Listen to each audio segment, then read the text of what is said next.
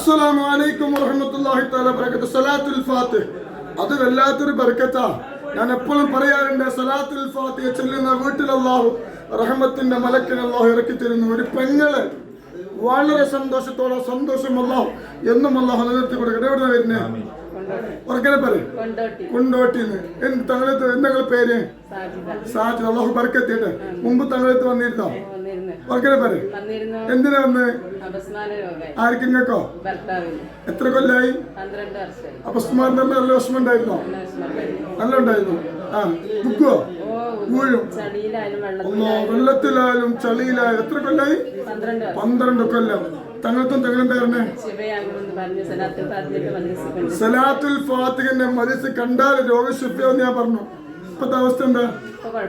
മാറി ജോലിക്ക് പോകും.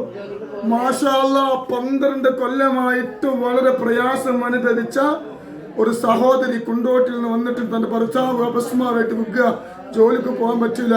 ഇവിടെ വന്നിരുന്നു, സലാത്തുൽ ഫാത്തിഹ ചെല്ലാൻ പറഞ്ഞു, മദ്രസ വീട്ടിൽ തുറന്നു വെക്കാൻ പറഞ്ഞു. അൽഹംദുലില്ലാഹ് ആ വീട്ടിൽ ആ സലാത്തുൽ ഫാത്തിഹ കാണാൻ തുടങ്ങിയ ശേഷം പിന്നെ ആ രോഗം ഉണ്ടായിട്ടില്ല. ഇത് സലാത്തുൽ ഫാത്തിഹിന്റെ ബറക്കത്താണ്.